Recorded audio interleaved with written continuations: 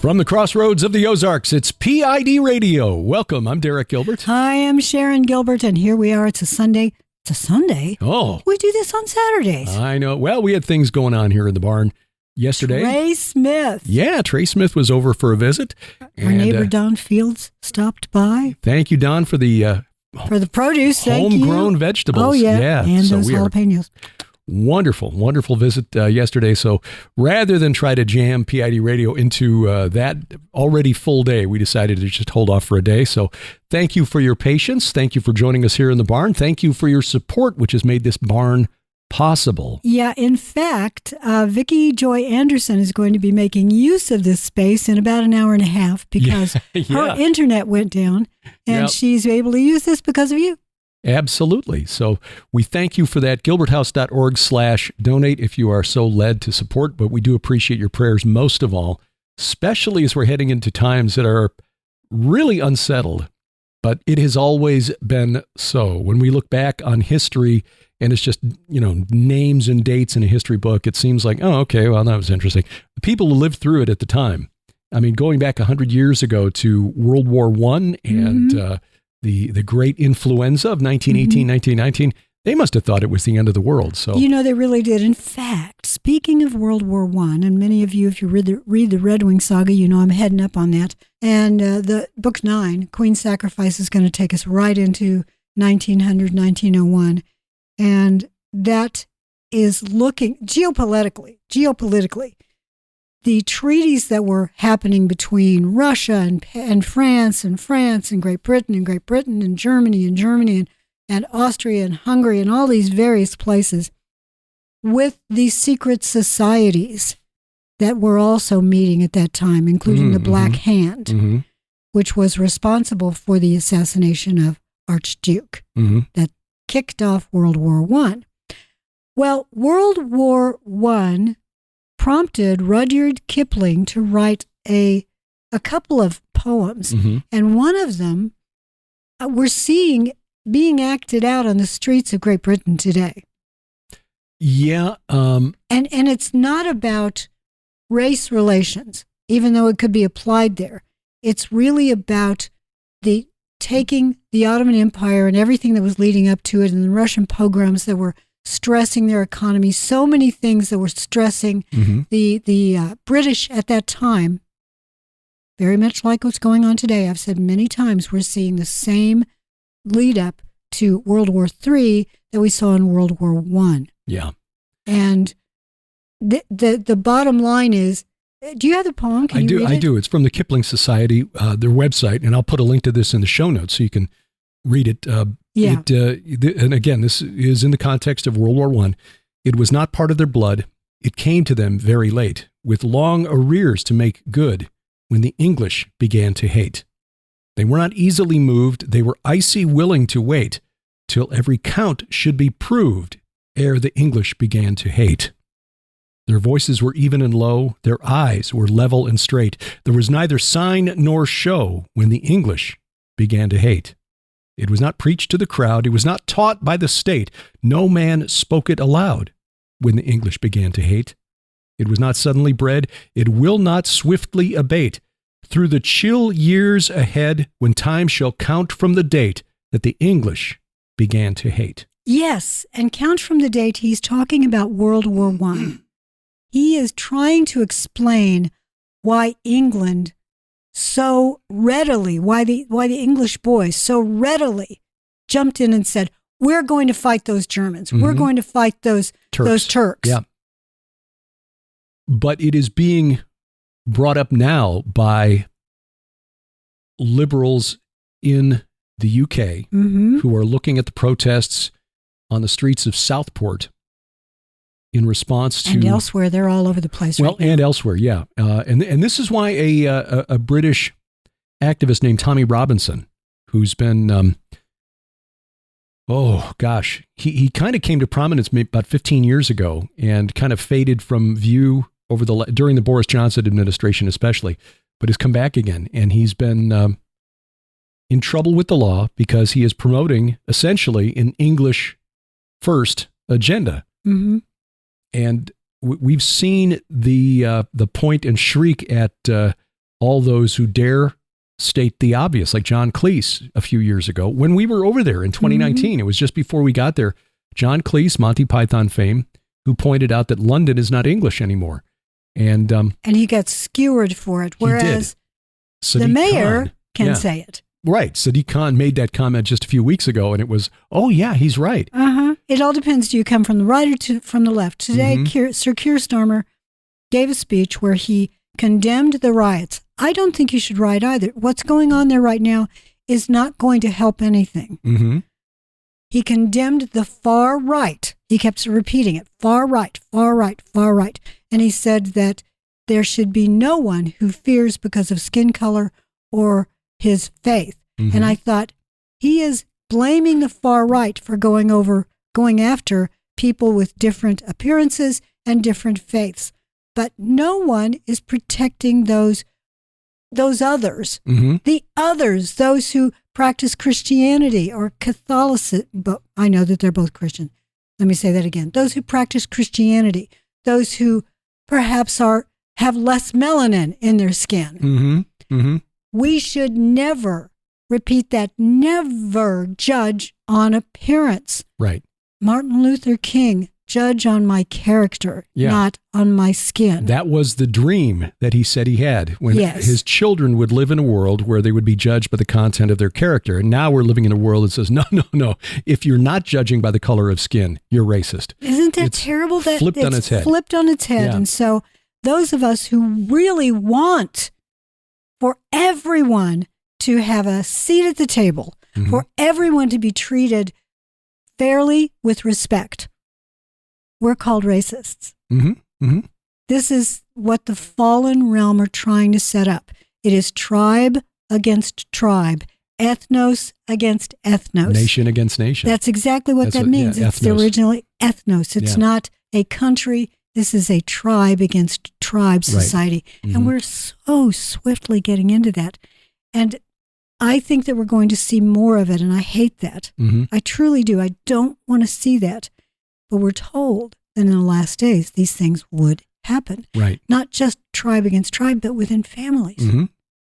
That children would be turned against their parents. Yeah, we've seen this in the corporate media the last few years, where come Thanksgiving or Christmas, there will be snarky articles from the left-leaning media.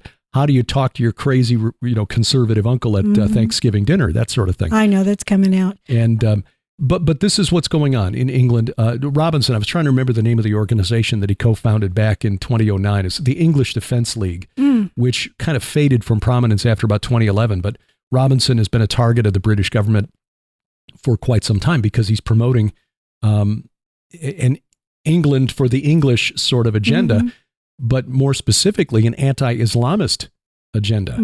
And which is hailing back to World War I. Right. It was the anti-Turk. That was the Ottoman Empire. That was the Islamic ruling class. Yeah. This even overlaps in the big Venn diagram. And of course, we know Kamala Harris loves Venn diagrams, so hopefully she'll really enjoy this show. The Venn diagram of topics for today overlaps with what's happening in Israel. Israel has been vilified for its response to what happened on October 7th, and we'll talk more about what may be coming in the days ahead. But Israel is on the front lines of a fight that will come to us. We in the West right now are like Rohan in The Lord of the Rings. We're hoping that this war between the orcs and Gondor won't spill over to ours. We don't want open war. And as Aragorn said, open war is upon you whether you wish it or not. Exactly. Because Islam's 1,400-year history, if we would learn from history, we would not be doomed to repeat the lessons, the mistakes thereof. Islam has a 1,400-year history of conquering, killing, and enslaving Christians, Jews, Hindus, Buddhists, animists, anyone else that they encounter who does not believe as they do. If you want to become a Muslim and swear the oath, they might let you in. They might kill you. There was a story I was reading today about a foolish young man from the UK who back in 2009, he was Italian, dismissed the warnings and moved to Gaza. He was a pro-Palestinian activist in Italy. And in 2011, he was kidnapped by Islamic Jihad and tortured to death because he was an infidel. This is Islam's 1400-year history. And those who are convinced that somehow trading land for peace will achieve a lasting peace in the Middle East are just deluded. No, they're deluded or they're dissembling, one or the other. It will never happen. So that is, and saying so out loud, like somebody like Tommy Robinson or a Raymond Ibrahim or a Daniel Pipes, will put you in the margins as far as political discourse in this world. But also daring to say that all people should be treated equally. That is also. That is not. Yeah, right. That just isn't allowed these days. So we will say again, please download our app. Yes. It is free. You can go to gilberthouse.org/app and it will show you how to get. We're on all sorts of places. Yeah. We're at Android, we're on iOS, we're on Amazon Kindle Fire. Yeah, we're everywhere. Well, Roku, Apple TV. Are we on Fire Stick yet? No. Was looking at that. I'm going to send a note to our contact at Subsplash, which is the developer of the app, and find out what's going on with Amazon, why they're taking so long to approve it. Because we've got everything that they need from us. We'll figure that out. Yeah. But in the meantime, please go there and you can download us to your mobile device and your set-top box, whatever you want to do. But we won't always be allowed on the free places. We pay a Christian company for this app. They maintain it. They create things. They change it as we ask. They store all of our content. Right.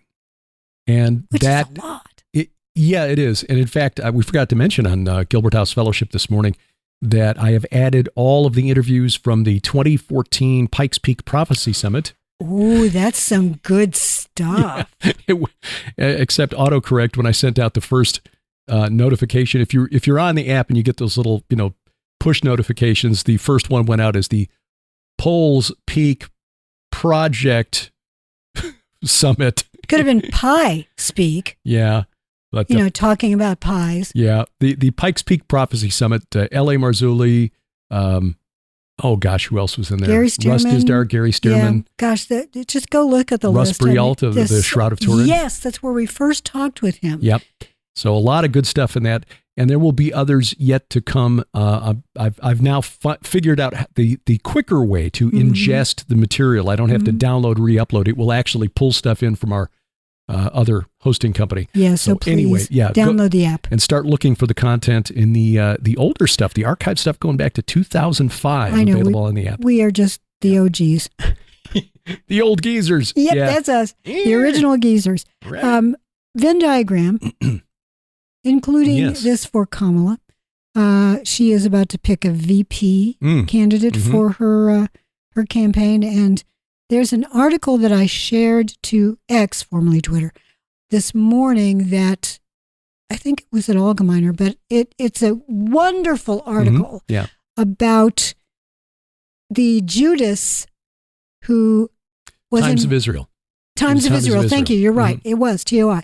That talking about the Judas of the first century Israel with the second temple destruction on the 9th of Av, on Tisha B'Av. Right. This is an important article to read. It is your assignment for today. Trust me, you want to read it. I will link to that article as well. There's stuff in there I wasn't aware of. Again, knowing history can tell you what's going to happen. You really can. You can see patterns in history. And what was the wonderful book that was written about the patterns in history? Oh, The Template of Time by Tom Paine. I don't think it's available anymore. I think he's pulled it off Amazon. Oh, it's really, really good. Yeah. But the blog that there was a blog at the Times of Israel authored by a man named Jerry Klinger, who I'm glad you shared it with me because I had not heard of this general? Jewish general who served in the Roman army. His name was now I lost it here. Is Gaius Julius? Tiberius Julius Alexander. Tiberius Julius Alexander. His uncle was Philo of Alexandria. Yes, exactly, the famous one. Yeah, one of the two Jewish sources of history for the first century that we have. The other being Josephus, of course, who served in the rebel army during the Great Jewish Revolt until he saved his own skin by, basically throwing himself on the mercy of Vespasian, who took a liking to him. And so he became Flavius Josephus. Well, here's the thing. The Lord used that because Josephus left us a record that we all refer to. Everybody who does research into this, we tend to read, and that helps give us context for history. Mm-hmm. But this Jewish general, was put in charge of the Jerusalem campaign. Mm-hmm. And contrary to Titus's orders to preserve the temple, he decided to destroy the temple. Yeah, and according to Klinger, it was because, and this is recorded by Josephus, that while they were trying to preserve the temple, the zealots kept attacking the Romans who were trying to protect the temple. And finally, the Romans just went, that's it. Yeah, we've had enough. We're going to go Pompeii on you now.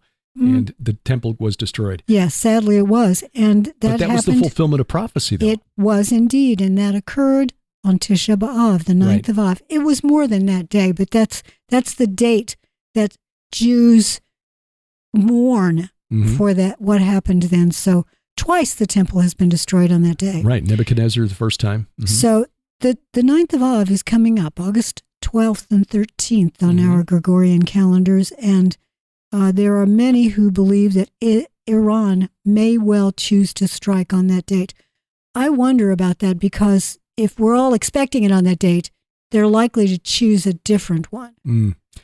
Yeah, and they may not want to wait that long because there are people inside the IRGC, the Iranian Revolutionary Guard Corps, who want to hit back and hit back hard. And there are reports from alternative media sources that Russia has been flying quite a bit of weaponry and hardware, military hardware, into Tehran. Yeah, there are people online who track flights from all sources, and they've been reporting this Bulgarian military airlines that traffics in weaponry. Right, that's basically what they do. They ship military hardware, making numerous flights into Tehran. Some sources citing intelligence sources who would not go on the record, but they say that they expect the attack later today, U.S. time, tonight into tomorrow. It's more than likely going to happen overnight. Yeah. But bringing this back, the Tisha B'Av and the Venn diagram back to Kamala Harris, the point of Klinger's article is that just as Titus had a Jewish general in charge who, even while disobeying his orders, basically betrayed his people, Harris treated Benjamin Netanyahu very shamefully as the presumptive nominee. She's now got enough pledged delegates to be the official nominee. They're saving democracy by appointing a candidate for whom nobody voted in the primaries. But anyway, they need the Jewish vote. They need the Jewish vote. And Harris, even though she refused to meet Netanyahu at the airport, did not attend Congress when he addressed Congress. She can, I'm busy. And she shrugs off. It's like, hey, I can't be anti-Semite. My husband's a Jew. It's like, really? Yeah. Okay, how faithful is he? I mean, is he a religious Jew or is he Jew in name only? I know there's debates. Is being Jewish religious or is it genetic? It's both. It's probably both. But the presumptive choice for vice presidential candidate is Governor Josh Shapiro of Pennsylvania. He's a popular governor of that state. It's a swing state. Democrats need to win it in order to win the White House in the fall. So politically speaking, it would be a great move. The problem for Democrats is that Shapiro now is having to distance himself from things that he wrote as a young man. When he was a college student at the age of 20, he wrote an op-ed for his college newspaper explaining why the Palestinian Arabs would never agree to a two-state solution, or they might agree to it, but they would never hold to it. They're not capable of peace because they want war. I find it interesting that now, as an older man, that Shapiro, and he's still fairly young, he's in his 40s, would distance himself from a more conservative view that he held in his 20s, because typically you get more conservative as you get older. Yeah. It's the other way around.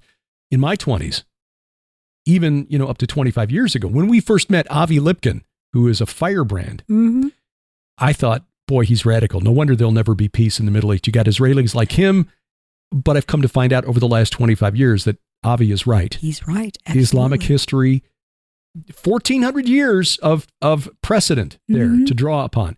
So it seems to me, and I don't know much about Governor Shapiro, so maybe I'm wrong, but it would seem to me that what he's saying today is just expedient to try to win the political job that he wants.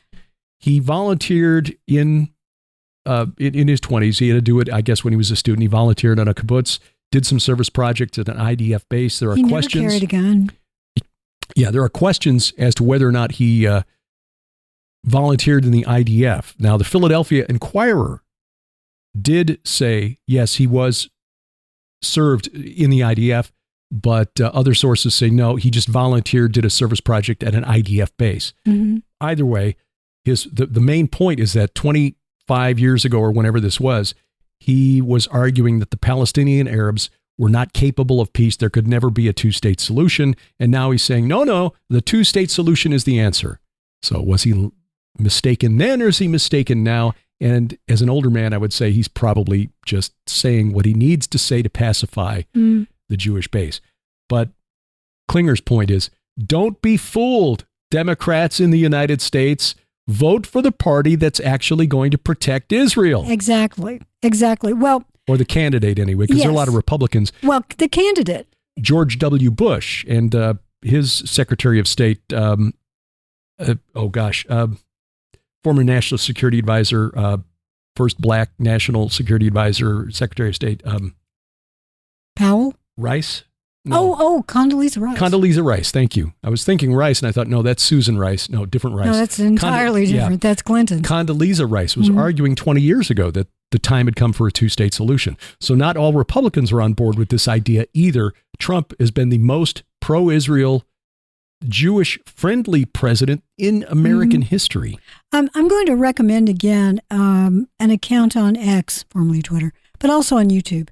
Jesus Enrique Rosas. He is the body language guy. So if you just do a search for body language guy on those two platforms, you'll find him. He is really getting into politics right now. He's from Venezuela. He's very angry about what's going on down there. Oh, yeah. But because he has, amongst his many accounts, he's got over 1 million people in the United States alone that follow him. So he feels like what goes on in the United States is something he needs to pay attention to. So he follows the body language and the language of our politicians, including Trump. He's done analyses of all of them. He took a look at Harris's campaign page, trying to find her platform. You can't. You can't, because she hasn't put it out there yet, assuming she's got one. However, Trump does. Sure, yeah. You can pretty much summarize Harris's platform in one sentence. I'm not Trump. That's basically it. Yes, it's anybody but Trump at this point. That's why we are being, I don't want to use the term gaslighted because it's way overused. We're being told again and again and again that Harris is all that and a bag of really wonderful chips that were probably made from scratch. Ooh, kettle chips. So kettle chips. Yeah. However, just a month ago, even her party was dissing her. Yeah, there were stories in the corporate media that typically lean very left who were describing her as the most unpopular vice president ever. Yeah, useless. Telling us that she had failed to demonstrate competence in the areas that had been assigned to her, like the border. You can't even say mostly harmless, because by ignoring the things that she was assigned to do, she harmed the United States. Cited people who had worked in her office as saying this is not somebody who's willing to do the preparation and the work. Someone who, like Hillary Clinton, oddly enough, you were not allowed to look in the eye. Only a few trusted staffers could actually even look her in the eye. If you were an underling, if you were an intern, do not look her in the eye, because she would explode, start dropping F-bombs on you. Oh, this is Kamala Harris 1 month ago. But now she's Saint Kamala. 92% of her staff has quit on her during her 3 years as vice president because they can't stand working for her. Magazine cover. She's on this giant, I don't know what it is she's supposed to be sitting on, and it's Camelot. Yes, I saw that. New York Magazine, Camelot. Did anyone actually think about how that would be perceived? First of all, what she's sitting on, that's been interpreted as quite a number of things, including the picture with a dung beetle. It's supposed to be a coconut, but yeah. Which is a dual meaning. If you've seen Monty Python and the Holy Grail or the musical based on it, Spamalot. Well, exactly. That's the first thing you and I said when we saw it. Assuming that's a coconut, where are, it's only a model. King Arthur and his knights. Exactly. Yeah. And the squire with the coconut shell. Mm-hmm. If you're not familiar with the movie Monty Python and the Holy Grail, it's hilarious, but it was a low-budget movie. They could not afford the horses. So they just had a guy banging two coconut halves together. Right, to make it sound like the clopping of hooves. Yeah. Anyway, but she also had that comment where she said, did you just think you fell out of a coconut tree? So there's a dual meaning there. And you can find that video on YouTube if you want to search for it. Well, yes. So anyway, next 90 days or so are going to be filled with articles that sing her praises. And we've seen it over the last 2 weeks already. Just the transformation of Kamala from most disliked, most unpopular vice president in American history to the savior of the Democratic Party. I almost have whiplash just from going from one to the other. So we're supposed to forget everything that came before. Yeah. And now this is the new truth. The new reality. That's the world we're living in now. This is a prophetic fulfillment. Mm-hmm. That up would be down, black would be white. We'd be told evil is good and good is evil. Right. And while those of us have been around for a little while and have seen the OGs. Yeah, the OGs. We were astonished that Joe Biden won the nomination because we'd seen Biden and his gaffes over years, but saw the rest of the Democratic field in 2020 was just made up of socialists and other people whose appeal was so narrow that there was no way they could win over independent voters. Biden was the least bad choice, and they managed to push him into the office. The only reason Joe Biden, and remember, Kamala Harris was one of those who was saying the week before the disastrous debate in June that Joe Biden was fine. All of these stories about his cognitive decline are fake news, cheap fake videos that are selectively edited to make him look bad. Ignore the fact that he's climbing onto an empty plane. Yeah. Well, no, he was doing that to congratulate the flight crew. Didn't you know? That's the explanation that's been floated now. Anyway, all of the media saying, we didn't know. Like, come on. Anybody with eyes to see could see that it was happening. The point is that he still was inaugurated as president anyway. Mm-hmm. And it is possible, Christian listeners, as unlikely as it seems, as unpalatable as it would be for us as Christians and for Israel as a nation, that Kamala Harris could win in November. And so you have to ask yourself, if the Lord decides, and of course he's already made the decision because everything is now to him, if he has decided that it will be Harris and whatever VP she chooses, then how will you react? Yeah. Our job will not have changed, no matter what. Mm-hmm. It is still to lift up Christ, crucified, risen, and coming again. Yep. We are to love one another. We are to love our fellow man as we love ourselves. Love the Lord with all our hearts, souls, and minds. There's no exception in there. Unless, of course, the person you don't want to be in the Oval Office was elected. Yeah. Yeah. There's no asterisk with fine print down below. None whatsoever. Terms and conditions. Yeah, exactly. Look, no, they do not apply. Christians throughout history have lived through far worse leaders than we've had. You mean Biden isn't as bad as Nero? No, well. Caligula? No. He isn't. Oh. No. Oh, Diocletian? No. No. Oh, I'm pretty sure he is. No, he's not. And there are lots of other things to worry about.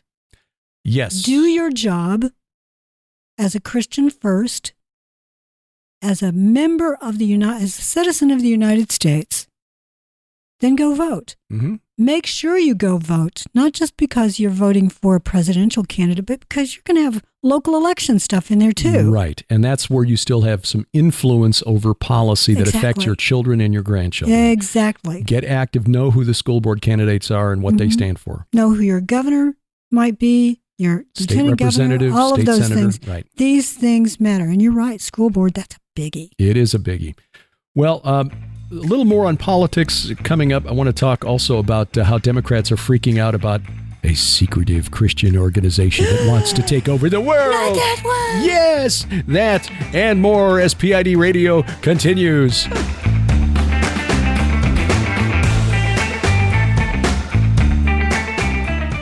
Giants, gods, dragons, they're all real. We may not see them with our natural eyes, but their handiwork is evident in what's happening in the world around us, the spiritual warfare taking place. It is so true. It's obvious in Israel, but worldwide. Historically, we've seen this happen. And we want you to get excited about the Old Testament and the New and the giants, gods, and dragons within it, because your kids need this information. So do you. Yes. We're living in prophetic times. Help make sense of it with our special offer through July. Our book, Giants, Gods, and Dragons, which takes a fresh look at end times prophecy. My book's Bad Moon Rising, about the spiritual forces behind Islam. And Last Clash of the Titans, the overlap between what we were told is Greek mythology and the Bible. And our DVD, based on the 4 horsemen of the apocalypse. All of this, an $80 value for just $45 plus shipping and handling. Now through July, only at our online store, gilberthouse.org/store. Extended through August. Welcome back to PID Radio. I'm Derek Gilbert. I'm Sharon Gilbert, and we've got an announcement to make. We do? We do. We have partnered with Kenny C. Oh, and yes. his beautiful fiancée, Gidget. She is a genius. She creates all sorts of items, and we have set up a store with them for Gilbert House. Yes. GHTV merchandise. Yes. Yes, we got merch. Sitting here proudly wearing my GHTV t-shirt right now. I know, and you were holding up this amazing. Yes. I love these mugs. It is, yes, it looks like it's embossed now. It is hand wash only. Mm-hmm. But boy, the lettering on it's beautiful. Yeah, it's nice and clear. It's embossed. And it's a nice size. It looks like it's about a 14, 15 ounce mug. It maybe is more. Our size of coffee mug. I know. We need, because, well, here's my deal. I have a sign up in our kitchen that says, I like a little cream and sugar. I like a lot of cream and sugar with my coffee, or something to that effect. I like my cream and sugar with a little coffee. That's what it says. Mm-hmm. And that is true, which requires that you only fill the cup up with about 8 ounces of coffee. Mm-hmm. The other 3 ounces, it has to be sugar and creamer or some sort of flavoring syrup. Maybe even some, I don't know, whipped cream. We'll see what goes on top. I love to take the flavoring syrup. We've got those real cane sugar syrups in our kitchen. Mm-hmm. Derek and I we really like cane sugar. Yeah. We don't like sugar substitutes. If we're going to sweeten something, it's going to be done with cane sugar. And these are cane sugar based with real flavorings in them.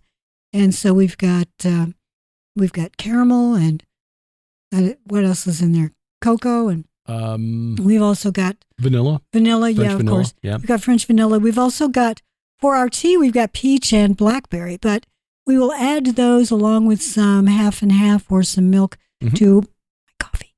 And I will be happy. I'm singing all morning long. Yeah. Well, you can find the link to the shop with the T-shirts and mugs, and perhaps others might do caps. I always like a good baseball cap. I like a good baseball cap, too. And who knows what we'll do? We'll see what Gidget thinks will work. They're at gilberthouse.org/store, where we've also got links to freeze-dried, GMO-free food and coffee from Simply Clean Foods. And it's wonderful coffee. Yes. That, as long as you don't open the package because it's vacuum sealed, then that will last for a long, long time. And you can get beans or ground. Mm-hmm. And we got the beans, and we finally one day said, okay, we've had this for 3 days. Let's test it out. Let's see if it's still good. Take it out for a dance. We couldn't resist. It's so good. Yep. So you'll find that link right on the front page of the Gilbert House Ministries store, gilberthouse.org/store, along with our specials. And, of course, also a link to our, there's a link on the front page of the website, gilberthouse.org, for our streaming video site. I'm going to put the video recorded of my discussion on Sunday morning. Last Sunday, while we were at the Go Therefore conference. That was so good. That is talking about our trip, our solidarity mission back in May to Israel. What we saw, the staff at Harvest Revival Center in Brookville, Ohio, did a wonderful job of recording it. The audio is great. They included the production values are better than what we could have done. And So I'll put that at our streaming guys. video site, gilberthouse.org/video, if you want to go there. But you can also there rent our other presentation videos, travelogue-umentaries, and so forth. So that is all of the... Well, and speaking of the T-shirts, going back to that, you can get GHTV, but also you can get Red Wing Saga T-shirts. That is right. And we might even be doing Grace and Glory T-shirts. Those of you who love those dogs like we do, they're amazing dogs. Yeah, they really are. They can completely redecorate a room in the span of one P.I.D. radio episode. I know, they truly did. We look forward to seeing how the family room looks when we get back in. I can't wait to see it. It's going to be so good. Boy, I'll tell you what, the politics of what goes on out there can really leave you reeling. You know, those of you out there who have families, young families, you got kids, you got grandkids maybe that come over and visit, and you're looking at them, grade school age, high school age, and thinking, what kind of world are they going to have when they get married and they have children? Mm-hmm. Well, assuming that the Lord tarries and the world is still here 20 years hence, where are we going? Yeah. Well, we're going in a direction that the Lord has already foreseen, so we don't have to, we don't need to panic. That's the thing. Don't panic. Please don't panic. Yeah. We need to get T-shirts that just say "Don't panic." Yeah. The Lord's got this. Don't panic. Yeah. The way the media presents the news, the political news, with the charts, the graphs, the latest polls, it's like watching a sporting event, and I think that's by design. It's a new form of bread and circuses. Red team, blue team. You feel like you're involved in politics when in fact you're just being shown the sleight of hand stuff. Yeah. That's one of the things that really struck me in researching my presentation for the Go Therefore conference on what was happening behind the scenes before the UN vote in 1947 to create the nation of Israel.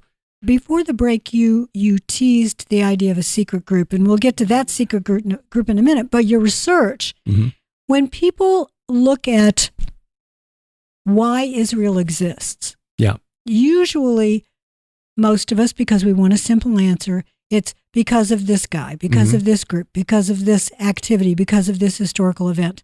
And oftentimes it's Balfour Declaration, Rothschild. It's so much more complicated than that. That Balfour letter was incidental to it all, and yet that's been sort of like, that's it. Yeah, and in fact, that triggered a lot of protest back in 2017. I kind of missed it because I was not really... That's not where my research was at that point. I kept talking about it. I kept saying to Tom Horn, look, it's been 100 years, blah, blah, blah. Yeah. In fact, the Palestinian Authority had demanded that the British government apologize back in 2017 for the Balfour Declaration. And to its credit, the Johnson government said, no, we're not going to do that. And by the way... that would have been Theresa May. Sorry. Yeah. Theresa May. But anyway, to their credit, the UK government said, no, we're not apologizing for that. Yeah. I know. She very quickly had to hand off to Boris because she just wasn't getting it done to everybody's satisfaction. Yeah. Brexit, to which they're going to get married to the EU again. You watch. Yeah. Gosh, what was I about to say? Secret organizations behind the scenes. Secret organizations, Israel. yes. No, 100 years. That is 250s. Those of you who can do math, yes, it's 250s. 50 is a big number biblically. It's the number that tells us about a big old jubilee. Islam also looks at 50 years as a big deal. So 50 years ago. 1974. Yep. Well, actually 50 years ago last year, October 7th. Oh, yeah. 50 years. The Yom Kippur War. The Yom Kippur War. Right. So look at what happened 50 years ago, 100 years ago. Erdogan is looking at 100 years ago. Right. And he wants to reestablish the old caliphate. He, in some ways, he calls himself the new Ataturk, but at the same time, who westernized Turkey. Right. But at the same time, he wants to be the new caliph. You can't have it both ways. No. You're either with the West or you're not. NATO really needs to kick him out. They really do, but they don't want rumblings. There are rumblings, though. Ah. I saw a story this morning saying that some in NATO want him gone. Well, good. the fact that Turkey is willing to go kinetic with Greece, which is another NATO member, could cause real problems. NATO doesn't want to give up their bases in Turkey because of its proximity to Russia, but the Turks have been making nice with the Russians, so they also control access to the Black Sea. Right. And Turkey becomes friendly with Russia. Russia suddenly gets its warm water ports, protected warm water ports that it really wants and has needed for a long time. So there is a lot going on regarding the prophetic fulfillment that God decreed. He said that there would be an Israel reestablished in the land. That happened in 1948.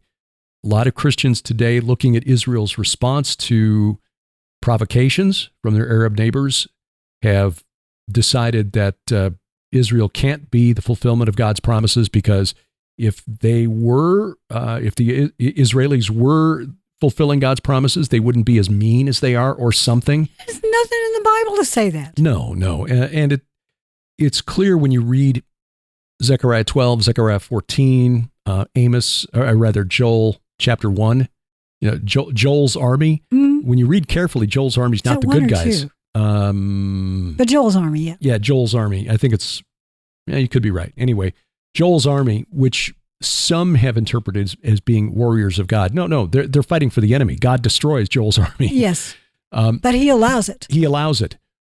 The returned Israelites, the Israelis, are not in for a good time. And we don't say this with any joy. No, we love so many people over there. Right. We know them well.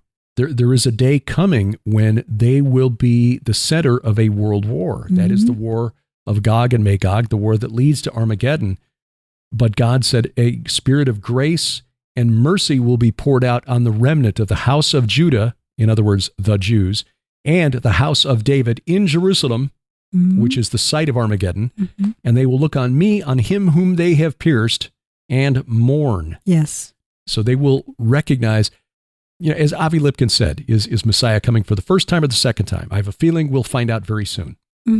Yeah. And I agree with that. Yes. And we pray for our Jewish brothers and sisters that when he comes, they will recognize him who he is. Yes. Meanwhile, we just keep planting seeds. Question for you, though. Before the break, you mentioned secret group that's going on now. Right. You mean people meet in secret even today? Well, yeah. And plot and plan? What? The nations rage and imagine a vain thing. Yeah. He who sits in the heavens laughs. He holds them in derision. He does. Yeah. This is something that I heard on the No Agenda podcast, which is John C. Dvorak and Adam Curry. Listened to them off and on over the years. Their podcast is almost as old as P.I.D. Radio. Not quite. Almost. Sorry, Adam. Sorry, I know John. you created the code, but we started That's first. right. You created the code, but we are the OGs. Yeah. They were talking about a report by ProPublica, and that is a left-leaning news site that is often cited by progressives. Democracy Now!, Amy Goodman, a very liberal, left liberal commentator, news host. They are all apparently freaking out about an organization called Ziklag. Oh, yeah. Ziklag is a charity that is, it's a charity organization, invitation only. You've got to, in order to qualify to get in, you've got to show a net worth of at least $25 million. So I'm guessing we're not going to get in. We're not getting in. This includes the families behind Hobby Lobby and the company we buy our boxes from, Uline. Oh, I didn't realize that the Uline family. Yeah, it's not spelled like the company Uline. But it is. That's how you pronounce their name, Uline. According to the stories, this group of ultra wealthy Christian donors is spending nearly $12 million to mobilize Republican-leaning voters and purge more than 1 million people from the rolls in key swing states. Now, $12 million. There are a couple of things about this that made me laugh out loud. Ziklag, by the way, if you're wondering about the name, that was the city where David took refuge when he was on the run from Saul, and he was pretending to be friendly to the Philistines. And where he learned that Saul was dead. where he learned Saul was dead. He mourned for Saul. And it's from where he began his return to power, where he was acclaimed king of the tribe of Judah in Hebron. And then from there, he went to Jerusalem. They took Jerusalem, and he was declared king over all Israel. The name itself means winding. The long and Ziklag road? Yes. Long and Ziklag road. It doesn't flow. Yeah. It really doesn't. So anyway, so that's the source of the name. The second thing that made me laugh, well, no, the first thing that made me laugh was the idea that $12 million would swing the election. Yeah. We've been hearing reports that Kamala Harris, since being anointed queen of the Democrat Party, has taken in over $300 million in the last 3 weeks.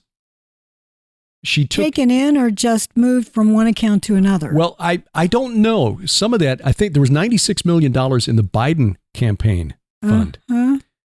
And according to Federal Election Commission regulations, you can't just change the name of the campaign from Biden-Harris 2024 to Harris-whoever 2024 and take the money. That's just not allowed, but that appears to be what they did. The Trump campaign has filed a complaint with the FEC, but I doubt the FEC is going to do anything about it. But you've got a lot of wealthy liberal donors, George Soros, among others, wealthy Hollywood donors, and that her campaign has raised $300 million. $12 million to mobilize Republican-leaning voters is a drop in the bucket compared to three. Math is not my strong suit, but I'm pretty sure 300 is bigger than 12. So that's one thing that made me laugh. That Democrats, again, the Democrats in the media, but I repeat myself, are freaking out about this. Secondly, is that they are not saying anything about the other thing that made me laugh was this, that this idea that mega wealthy Christian donors, despite their wealth, would somehow manage to turn the election to Donald Trump single-handedly and then impose a Christian theocracy, which is really what they're concerned about, because the organization Ziklag, they've pulled their website offline, by the way. UnitedInPurpose.org is the website. But the Wayback Machine is forever. Oh, yeah. So you can look it up. Their goals are to take dominion over the 7 mountains of culture. And now we're back to the New Apostolic Reformation and the 7 Mountains Mandate. Yes. I'm sorry, but first of all, that's a really bad slogan. 7 mountains? Yeah. She who sits upon the 7 mountains. Yeah, read Revelation. Yeah. Well, you know. Yeah. It's too complicated. I never read that. This was, if you're not familiar with the 7 Mountains Mandate, this is it's described as a dream that was given to Bill Bright, founder of Campus Crusade, and Lauren Cunningham. They also claim that Francis Schaeffer received the same dream. I think they're bringing his name in. That was not the original story I read. Anyway, Cunningham and Bright at lunch one day said, yeah, we both got this same dream where they're supposed to take over the 7 mountains of culture. And we should remember the acronym ABC, EFG, M. Arts and entertainment, business, church, education, family, government, and media. Those are the 7 mountains. And if we dominate those, then we will take dominion and we can establish a Christian nation. And there's no doubt that if we were to take over those 7 spheres of influence, sometimes they're called that instead of 7 mountains, we would have a Christianized country. But Jesus never commanded his disciples to go out and form political action committees in his name. No. Or impose a top-down morality. The government's, yes, you can legislate morality to a degree, but the goal is to change hearts. Exactly. You cannot change your country's leadership and expect, even if you got every world leader to become a Christian, it still wouldn't change. The fallen realm is throughout the world. Human beings have free will rights. There will always be someone else that comes in and topples that leadership. Another secretive group will come along and take it down, because that only when the Lord rules from Zion, when he rules from Jerusalem, will the world be under a theocracy. Right, right. But if you want to take a look at the spiritual aspects, the theopolitics that we're living under right now, yeah, we do have a theocracy. It's just not the God you want. Exactly. There is a God of this world. Putting a God that a small group of wealthy individuals think, we're going to put capital G God in place and we'll run things. Again, human beings, flawed, subject to making bad decisions. It will not work. Will not work. Even when Christ rules during the millennial reign, there's scripture to indicate that not every country will be obedient. That is true, yeah. Because he says, if you don't do the things I ask you to do, come annually, be part of the festivals, you won't get any rain. And then, of course, at the end of that 1,000 years, Gog and Magog and the Satan spirits get together, are allowed out, and there's one final battle. Which shows that even then, that the fallen realm will be able to roust enough human beings into an army to try to take down the Lord one more time. They'll have human dupes. Yep. Yeah. So anyway, I just think it's laughable that somehow Christians are going to take over the government. Just look at the world around us. It just is not going to happen. It will never happen. Yeah. So it's laughable to see Democrats and the media freaking out about this. Oh, secret society, they're going to Well, they're running around like their hair is on fire, and it's basically campaigning to try to stir up liberal voters to get to the polls. Yeah, they're spam painting. Yeah, that's it. Yes, spam a lot. That's it. I don't even want to talk about Olympic boxing. You want to talk about Mpox. I think we've got about 10 or 15 minutes left. Look, many of you have looked at the boxing thing. Basically, it's XX and XY. That's it. That's all I'm going to say. Biology. Yep. But with regard to Mpox, it used to be called monkeypox. It's now called Mpox. There is a clade of Mpox. It's clade 1b that is now permeating its way through the Democratic Republic of Congo and the neighboring countries. And there are thousands of cases. And it is being shown to be highly transmissible and up to a 10% fatality rate. It's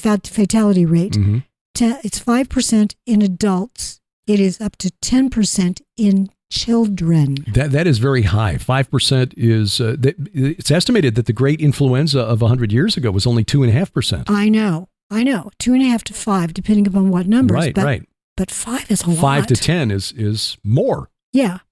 And 10% of children? Yeah, that's unusual that it's more dangerous with children, because typically it affects adults and the elderly. But remember that the DRC, that their nutrition and basic hygiene is a little different in some areas.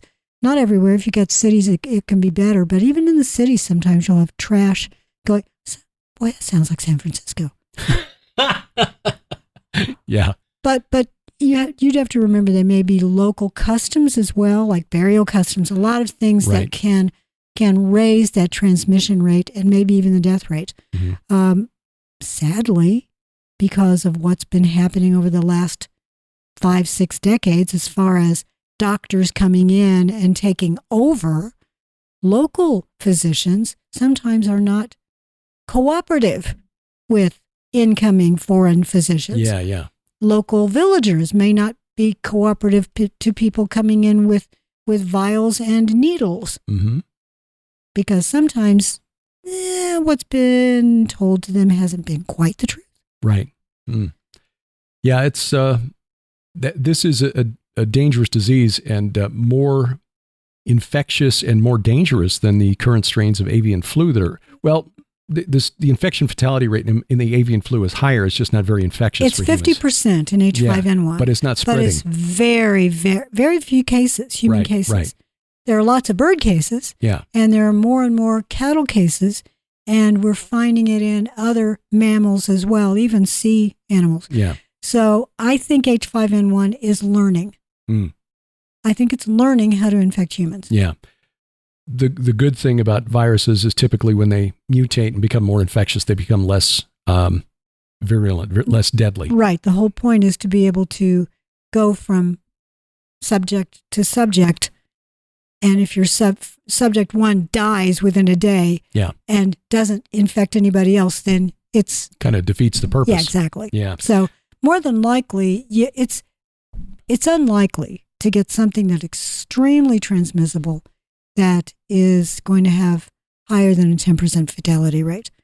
But I'll say again, H5N1 is learning. Mpox, we're seeing, what's going on there. So what we're saying is we're seeing wars and rumors of wars. Mm-hmm. We're seeing pestilence.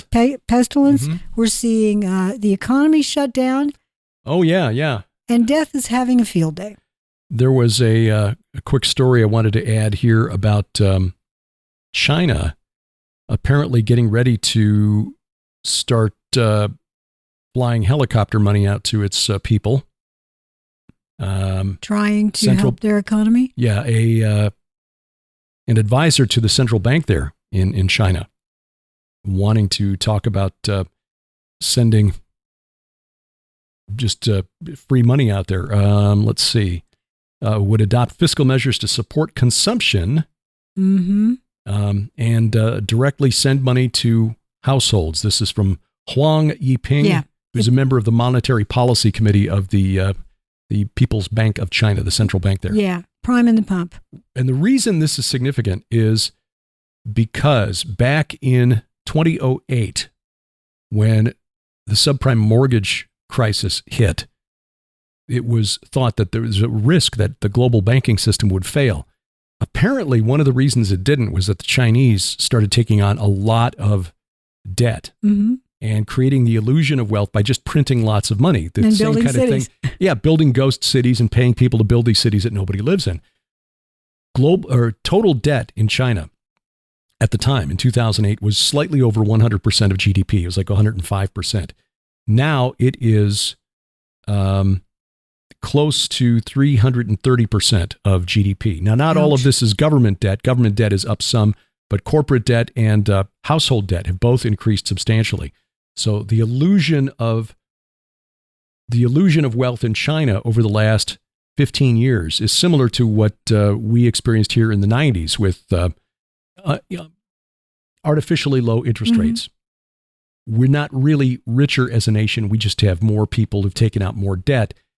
And we're getting to a point now, if things begin to topple or wobble economically, China is not going to be able to take on another 200% of GDP worth of debt to bail out the global economy. Well, let me recommend what may be happening. Let me suggest this. I think here in the United States, to help with keep our economy, keep the facade of a robust economy. You know how Joe Biden is constantly saying that we're so much better off now than we were before.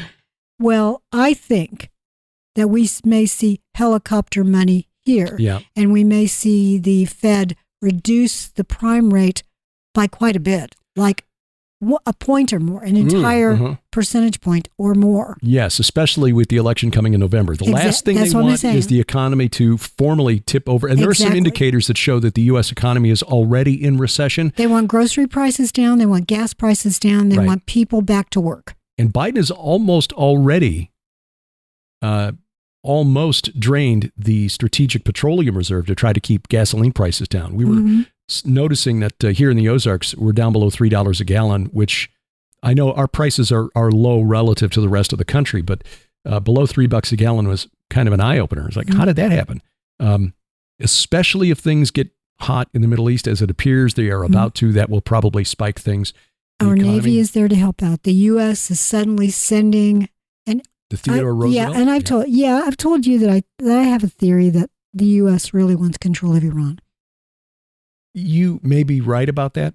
I don't know if I am or not, but it's my hunch. We've been sticking our fingers in, getting our nose involved there for many, many years. For a long, long time. Yeah. I was not aware that one of the reasons that Mossadegh was overthrown back in the 50s was to facilitate U.S. oil interests replacing British oil interests there, just as American oil interests pushed out British oil interests in Arabia in the 30s and 40s. Yep. Yeah. It's all about the oil. And no time to get into all of it, sadly. Yes. Well, tonight on A View from the Bunker, it will be Avi Lipkin. Boy, if there's ever going to get a program that'll get us download our app canceled, right now. Download the app. You do want to see and hear what Avi has to say. He gives a brief history of what happened there. It was a great honor for him to come in and talk to our group. In fact, when he sat down, I don't know if it was on the recording or not, but he said to us, he wanted it recorded. Yeah. He said, I don't know if I'll ever be allowed to say this again, and I want it on the record. Yeah. And he said this was the most important testimony that he will have shared with us. And he basically lays it out with no holds barred, which is typical Avi Lipkin, which is why I thought when the first time I heard him so and I was still shedding the programming of the corporate media, I thought, Avi's nuts. He's crazy. No, he's great. I love him. Avi is right. So don't miss that tonight. A View from the Bunker that drops at 7 p.m. Central Daylight Time. CDT, not CST. We're not back on ST until November. 7 p.m. CDT. That's UTC -5 if you're elsewhere on the planet. You can get it on our app, Roku, Apple TV, or, of course, YouTube, at least for an hour or two before they start yanking it. Anyway, there's that. Conferences coming up. The Pitchfork and Hoe Gathering in North Dakota, just a month away, September 6th, 7th, 8th. That is at Valley City, North Dakota. It's a wonderful gathering. I had a great time there last year. I know you did. A small little weekend series of workshops for small farmers and homesteaders.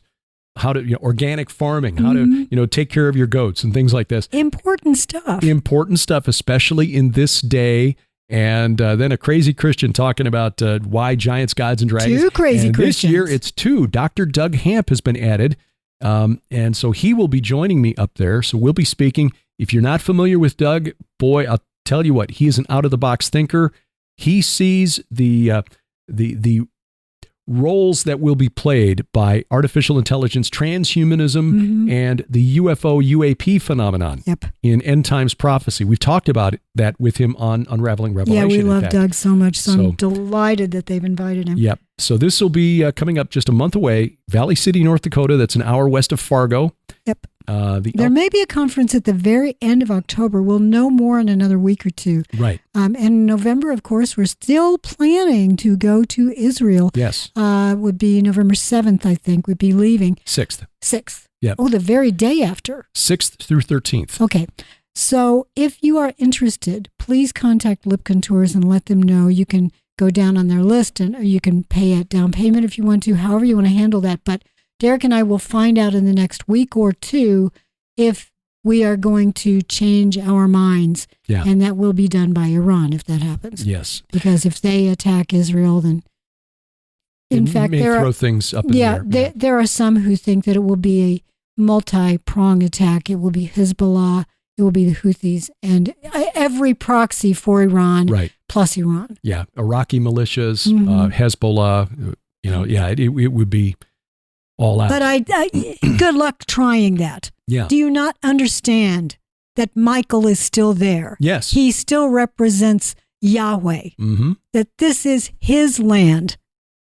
Come on, buddy. As when the Lord was standing on Mount Hermon, transfigured with Moses and Elijah, he was essentially saying to the fallen realm, yes, come get me. This is mine. Yes. He's standing there still. Yeah. He is still in Israel. And the Lord has foreseen all of this. Again, the Lord holds them laughs in derision. Exactly. Yeah. Read Psalm 2. It is such a comfort. Amen. And if you want to know how to react to that, read Psalm 1. Christmas in Branson. We will be there the first weekend in December 5th through 8th. Prophecy Watchers holding a conference there. We will be there along with L.A. Marzulli, Bill Salas, Ken Johnson, Lieutenant Colonel Robert McGinnis, Patrick M. Wood, Josh Peck, Mondo Gonzalez, Doug Hershey will be there. Oh, haven't seen him in a long time. Yeah. And others. You can find more information at, it is BransonChristmasProphecyConference.com, but just go to our website, look for the calendar, or go to our app. Download the app. Download the app, go to the calendar section, and look at upcoming events. All the links are in there. There's even a little map that shows you how to get to the chateau on the lake in Branson. Oh, listen, we did not design the app. This is all Subsplash, and they are incredible. Amen to that. So that's what's coming up ahead. All of our upcoming conferences and whatnot will always be there.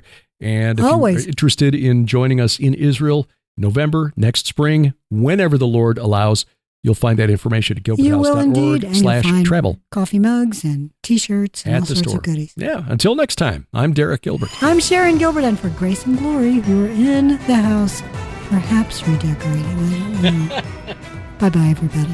P.I.D. Radio is produced by Gilbert House and released under Creative Commons Attribution Non-Commercial No Derivatives 4.0 International License. Follow us online, Twitter @P.I.D. Radio, or the P.I.D. Radio page at Facebook. Join us each week for our online Bible study, the Gilbert House Fellowship, online at gilberthouse.org.